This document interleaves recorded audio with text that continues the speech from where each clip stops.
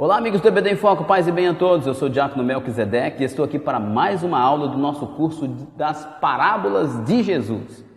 E as parábolas em questão hoje são as parábolas do grão de mostarda e a parábola do fermento.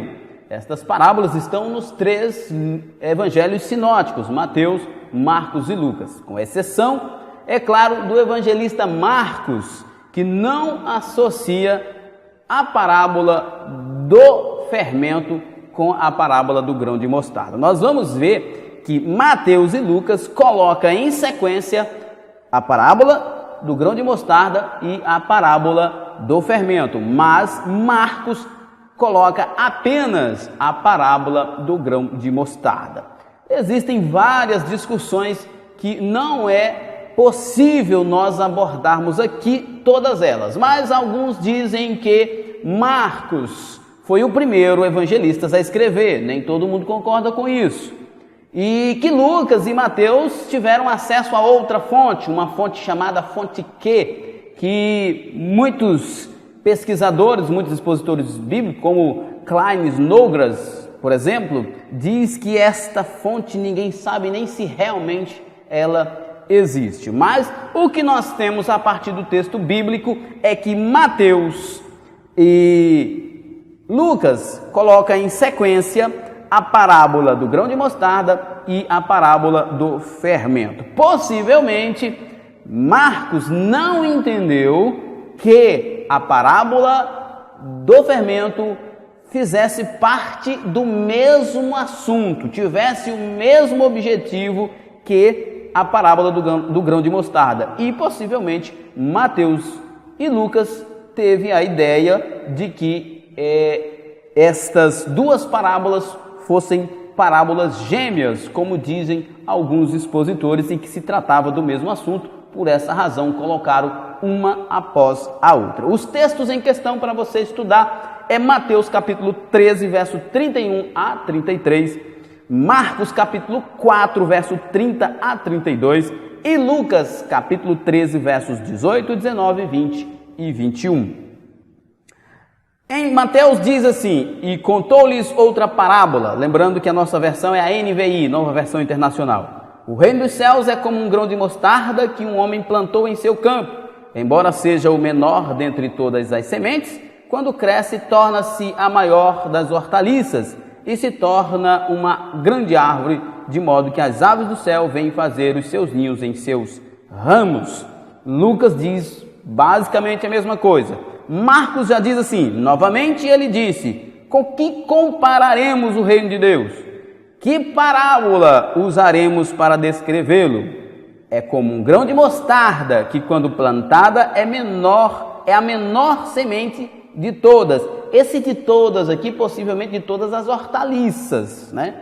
Tem um contexto aqui, não é que seja a semente de mostarda a menor semente de todas as plantas do mundo. A gente sabe que não, né?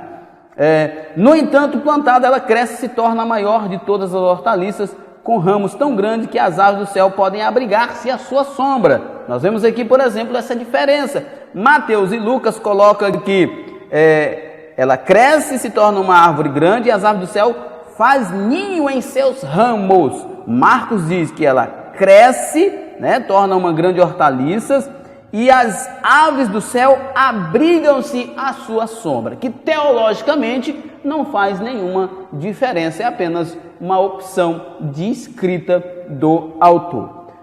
Bom, como dissemos, Marcos não cita a parábola do fermento, ou como diz o Klein Snodgrass, que tem um livro muito bom interpretando as parábolas de Jesus, que é fantástico este livro. Ele diz que estas parábolas no sentido técnico nem são parábolas, mas similitudes, porque no sentido técnico a parábola desenvolve um enredo completo e elas não, mas é chamada de parábola. Inclusive a palavra escolhida para a tradução do original aqui foi parábola. Então nós consideramos uma parábola ou duas parábolas no caso. São as duas parábolas gêmeas. Marcos não associa uma à outra pelos motivos que já falamos. Possivelmente ele não entendeu que se tratasse do mesmo assunto. Mateus e Marcos possivelmente entendeu que sim. E nós então vamos fazer algumas perguntas dentro destas parábolas para nós entender o conteúdo destas parábolas. Por exemplo, nas parábolas do grão de mostarda e na parábola do grão de mostarda e na parábola do fermento, qual a pergunta é respondida com estas parábolas? O que Jesus queria ao citar estas parábolas? Parece que Jesus respondia à indagação de seus críticos sobre o futuro e o sucesso do reino. Parece que Jesus está tentando dizer, especialmente para os fariseus, saduceus, mestres da lei, que o seu reino, apesar de pequenininho, apesar de uma pequena quantidade, pequenininho como um grão de mostarda, pequena quantidade como o fermento, no final ele será grande. No final ele terá o êxito esperado.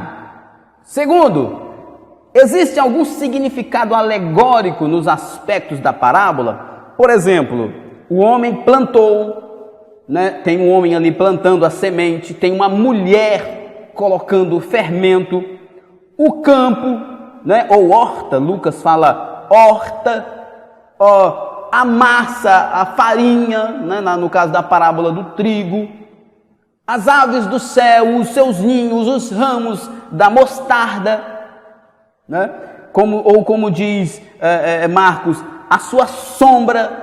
Tem alguma implicação teológica? Por exemplo, muita gente já diz que os ramos, as galhas desta mostarda representa aí o reino, e os pássaros são as nações que vêm se aninhar no reino. Não é muito provável. Boa parte dos expositores mais confiáveis da Bíblia não concordam com isso. Inclusive, segundo o Klein Snodgrass, estas parábolas, elas têm basicamente um objetivo, que é: qual o significado geral da parábola? O significado geral da parábola seria, em relação ao grão de mostarda, o grão de mostarda significa o reino no seu início, no caso do grão de mostarda. No caso da parábola do fermento, o fermento, o pouquinho de fermento, representa o reino também no seu início. A mostarda crescida, já grande, representa o reino na sua plenitude. Pode ser agora no momento que nós estamos vivendo ou no futuro, pode ter um aspecto inclusive escatológico. O bolo em si, já com a massa levedada, crescida ali, representa também o sucesso, a grandeza do reino. Segundo o Klein Snodgrass e outros expositores bíblicos, especialistas em parábolas, eu aconselho vocês a lerem inclusive pesquisarem um livro, Espiral Hermenêutica, que é muito bom, vai dar definições sobre parábola, que é muito bom.